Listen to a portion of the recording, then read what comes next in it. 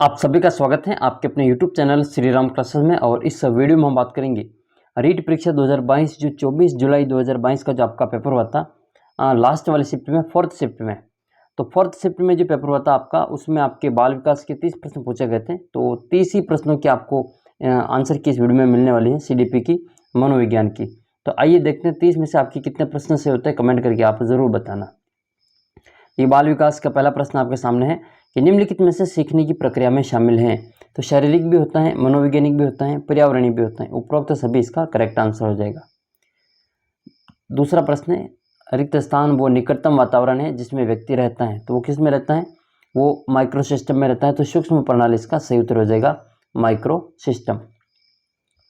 तीसरा प्रश्न है, किसने जो बहुबुद्धि सिद्धांत का प्रस्तावना दी थी? तो हार्वर्ड गार्डनर है, इनको बहुबुद्धि सिद्धांत का जनक कहा जाता है। चौथा क्वेश्चन है, RTE 2009 के अनुसार निम्नलिखित में से किस प्रमाण पत्र के बिना कोई विद्यालय स्थापित नहीं किया जाएगा? तो ऑप्शन इसमें प्रशंसा है, मान्यता है, नियम और शर्तें हैं और प्राधिकार हैं। तो मान्यता, अगर आपका प्रमाण पत्र नहीं है, मान्यता प्रमाण पत्र, तो आपको जो विद्यालय स्थापित करने की अनुमति नहीं मिलेगी। यानी कि मान्यता नहीं है तो आप जो विद्यालय नहीं स्थापित कर सकते। पांचवा क्वेश्चन है कि अनुभव द्वारा उत्पन्न व्यवहार या व्यवहार क्षमता में किसी भी अपेक्षाकृत स्थायी परिवर्तन को क्या कहते हैं? तो उसको कहा जाता है अधिगम। क्या कहते हैं इसको? अधिगम। व्यवहार में अपेक्षाकृत स्थायी परिवर्तन को अधिगम कहा जाता है। RTE 2009 के अनुसार प्रारंभिक शिक्षा का अर्थ क्या है? तो पहली कक्षा से 8वीं कक्षा तक की जो शिक्षा है वो RTE 2009 के अनुसार प्रारंभिक शिक्षा के अंतर्गत आती है, कक्षा 1 से 8 तक की शिक्षा। सातवां क्वेश्चन है, प्रश्न संख्या 7 है, आनुवंशिकता तंत्र के अध्ययन के क्षेत्र में नवीन शोध किस दिशा की ओर अग्रसर है? कोशिका विज्ञान में, जीव मिति में, या जानवरों का प्रायोगिक प्रजनन में, या उपरोक्त सभी में? तो इसका जो आंसर हो जाएगा वो सी वाला ऑप्शन हो जाएगा, जानवरों का प्रायोगिक प्रजनन में। आठवां प्रश्न है, RTE 2009 के अनुसार शिक्षकों के प्रति सप्ताह कितने घंटे काम करने के निर्देश देता है? ऑप्शन नंबर बी में दे रखा है इसका सही उत्तर 45 घंटे। नवा प्रश्न है कि निम्नलिखित में से कौन सा व्यक्तित्व का जैविक निर्धारक नहीं है? इनमें से कौन सा जैविक निर्धारक नहीं है? तो जो स्थितिजन्य है, जो संरचना, डी वाला ऑप्शन, यह नहीं होगा, बाकी तीनों इसमें होंगे। 10वां प्रश्न आपके सामने है, कौन सा आनुवंशिकता का सामान्य नियम नहीं है? प्रगति होता है, अच्छा कौन सा नहीं है ये पूछा गया है। तो रूपांतर होता है, जैसे पैदा होता है, और प्रतिगमन होता है, लेकिन प्रगति इसमें नहीं होती। करेक्ट आंसर हो जाएगा प्रगति। 11वां क्वेश्चन आपके सामने, वैज्ञानिक अनुसंधान करने की दिशा में कौन सा एक कदम नहीं है? तो एक समस्या का अवधारणा, आधार सामग्री का एकत्र करना, संशोधन, शोध निष्कर्ष करना, और गतिशील दृष्टिकोण। तो सही उत्तर जो है इसमें आपका डी ऑप्शन हो जाएगा, गतिशील दृष्टिकोण। 12 नंबर क्वेश्चन है, परीक्षण की रिक्त स्थान का संदर्भ दो विभिन्न अवसरों पर एक ही परीक्षण पर किसी व्यक्ति द्वारा प्राप्त लब्धकों की संगति से है। तो इसमें खाली स्थान बनाए तो इसमें आ जाएगा आपके विश्वसनीयता, क्योंकि एक ही समय अलग अलग टाइम में एक ही परीक्षण को एक ही व्यक्ति पर जो आपको प्राप्तांक मिल रहे तो उसमें आपके विश्वसनीयता होगा। नेक्स्ट क्वेश्चन आपका इसमें कि बच्चों को मुक्त और अनिवार्य शिक्षा का अधिकार अधिनियम किस वर्ष आया था? तो ये आपके 2009 में आया था। कब आया था ये? 2009 के अंतर्गत आते हैं। तो 13वें का उत्तर हो जाएगा आपके 2009। प्रश्न संख्या 14, शिक्षकों को मानसिक रूप से विक्षिप्त लोगों को निर्देश देते समय यह ध्यान रखना आवश्यक है कि वे, पहला ऑप्शन है, परीक्षा उत्तीर्ण करने में सक्षम है, अधिक व्यावसायिक कौशल सीखें, सामान्य बच्चों के साथ प्रतिस्पर्धा करने के लिए कड़ा परिश्रम करें, और लगातार प्रतिस्पर्धी खेलों में समय बिताएं। तो एक मानसिक रूप से विक्षिप्त लोगों को निर्देश देते समय शिक्षक को क्या ध्यान देना चाहिए, ये पूछा गया इसमें। तो बी ऑप्शन इसमें से हो जाएगा, अधिक से अधिक व्यावसायिक कौशल सीखें, क्योंकि जो मानसिक विक्षिप्त लोग हैं इनके बारे में पूछा गया है। 15 नंबर क्वेश्चन है कि पारितोषिक और दंड के माध्यम से सीखना किस प्रकार का सीखना है, तो आपकी क्रिया प्रस्तुत अनुबंधन हो जाएगा, जो स्किनर के द्वारा दिया गया था।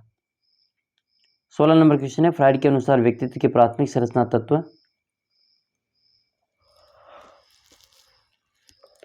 इदम, अहम और पराअहम, यानी कि इड, ईगो और सुपर ईगो। 17वां क्वेश्चन है, स्थिर अवस्था बनाए रखने के लिए शरीर की प्रवृत्ति को क्या कहते हैं? शरीर की प्रवृत्ति को क्या कहते हैं? तो पहला ऑप्शन आपका इसमें समस्थिति, संतुलन, बढ़ावा देना और प्रेरणा। तो शरीर की जो स्थिर अवस्था बनाए रखने के लिए उसको समस्थिति कहते हैं। क्या कहते हैं इसको? समस्थिति। 18 नंबर क्वेश्चन है कि सीता एक डे केयर सेंटर पर काम करती हैं, वेतन कम है और काम के घंटे लंबे हैं, लेकिन वो बच्चों के आस पास रहना पसंद करती हैं और उच्च वेतन वाली नौकरी की तलाश करने की कोई इच्छा नहीं रखती हैं। और सीता किस प्रकार की लगती हैं? तो आपको आंतरिक प्रेरणा से संबंधित हैं। ठीक है, पैसे भी नहीं चाहिए, बच्चों से केवल लगाव है, इसलिए वो वहाँ पे काम करती हैं। तो इसका आंसर हो जाएगा आंतरिक प्रेरणा। 19 नंबर क्वेश्चन है कि प्रतिभाशाली की पहचान हेतु हमें आप प्राथमिकता देनी चाहिए। तो वस्तुनिष्ठ परिणामों का जो परीक्षा है उसके परिणाम को हमें प्राथमिकता देनी चाहिए। फिर आपके 20 नंबर क्वेश्चन, कौन संज्ञानात्मक कार्य पद्धति में स्वस्थ स्तर को बनाए रखने के लिए मदद करने के लिए उपयुक्त नहीं है? इनमें से कौन सा नहीं है वो पूछा गया है। तो इसका जो सी वाला ऑप्शन है, आसान जीवन शैली, ये नहीं होगा, बाकी तीनों इसमें शामिल होंगे। तो करेक्ट आंसर हो जाएगा सी ऑप्शन। 21 नंबर है कि जीवन अस्तित्व के संघर्ष और उत्तरजीविता के लिए सतत श्रृंखला प्रस्तुत करता है। ये किसने कहा था? तो ये डार्विन ने, चार्ल्स जो डार्विन है उनके द्वारा कहा गया था। 22 नंबर क्वेश्चन आपके सामने है कि पियाजे द्वारा दिए गए संज्ञानात्मक विकास के सिद्धांत में कौन सा विकास का प्रमुख काल नहीं है? तो संवेदी पेशी स्थिति, पूर्व संक्रियात्मक अवस्था, चक्रीय चरण और औपचारिक प्रचलन। तो इसमें से सी हो जाएगा, बाकी सभी तो हैं लेकिन सी वाली अवस्था नहीं आती है। ये जीन पियाजे के विकासात्मक सिद्धांत के अंतर्गत नहीं आती है चक्रीय अवस्था। तो ऑप्शन है इसमें सी है, चक्रीय चरण। 23 नंबर क्वेश्चन है कि जब कोई व्यक्ति सूचनाओं को संसाधित कर रहा है तो मस्तिष्क में चलने वाली मानसिक गतिविधि को क्या कहते हैं? तो उसको विचारण थिंकिंग कहा जाता है। क्या कहते हैं इसको? विचारण थिंकिंग कहते हैं। और 24 नंबर क्वेश्चन आपके सामने है, बुद्धि लब्धि निकालने का सूत्र कौन सा है? तो MA/CA × 100, ये वाला जो है आपके बुद्धि लब्धि का सूत्र है, ए वाला ऑप्शन हो जाएगा। अच्छा, ये MA/CA × 100 ये जो सिद्धांत है, ये जो सूत्र है वो किसके द्वारा दिया गया था? कमेंट करना देखें।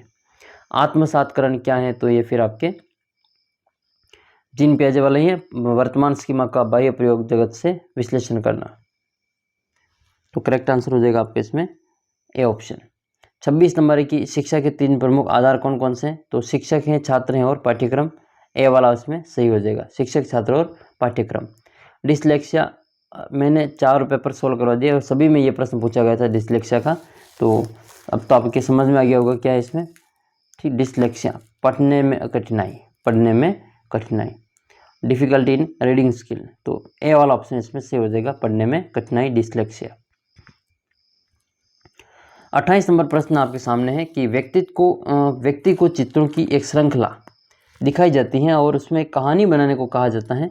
यह किस प्रकार की प्रक्षेपी जो है तकनीक है, उसमें किस प्रकार कौन सी जो प्रक्षेपी तकनीक का प्रयोग किया जाता है? तो कथानक संप्रत्यय परीक्षण, भूमिका निर्वहन, रोरशाक और नाटकीय प्रस्तुतिकरण। तो इनमें से जो TAT की है उसके बारे में ही पूछा गया है। तो कथानक संप्रत्यय परीक्षण, जिसको हम शॉर्ट में कहते हैं TAT। अगला क्वेश्चन 29वां आपके सामने, निम्नलिखित में से कौन व्यक्तित्व का आकलन करने के लिए एक व्यक्तिगत विधि नहीं है? तो इनमें से नहीं है वो बतानी है। व्यक्तिगत इतिहास, साक्षात्कार तकनीकी, वस्तु सूची तकनीकी और निर्धारण मापनी। तो व्यक्तित्व का आकलन करने के लिए एक व्यक्तिगत विधि नहीं है, तो आपके निर्धारण मापनी हो जाएगा। डी ऑप्शन इसमें सही है। देखो, पूरी PDF टेलीग्राम चैनल पे मिलेगी, आप वहाँ से इसको ज्वाइन कर लेना, ले लेना। और टेलीग्राम चैनल का लिंक आपको नीचे डिस्क्रिप्शन बॉक्स में दे रखा है। PDF प्राप्त करने के लिए आप टेलीग्राम चैनल को ज्वाइन करें। 30वां प्रश्न है, अंतिम है इसमें, कि निम्नलिखित में से कौन सा मानसिक मंदता के वर्गीकरण के अंतर्गत नहीं आता है? तो हल्की तो मंदता होती है, मध्यम भी होती है, गंभीर भी होती है, तीव्र मंदता है इसमें इसके अंतर्गत नहीं आता है। आपको किसी प्रश्न में डाउट हो तो नीचे कमेंट करके ज़रूर बताना। 30 में से आपके कितने प्रश्न सही हो रहे हैं? कमेंट करके बताना आप। और चैनल पे पहली बार पधारे हैं तो आप चैनल को सब्सक्राइब करते जाएं और बेल आइकन को ज़रूर दबा के जाना, ताकि जैसे ही वीडियो अपलोड करूँ नोटिफिकेशन आपको सबसे पहले मिल सके। तो आपको जल्दी मिलेंगे अगले वीडियो में एक दूसरी आंसर की के साथ में, नई आंसर की के साथ में, नई पेपर के साथ में। तब तक जय हिंद, जय भारत।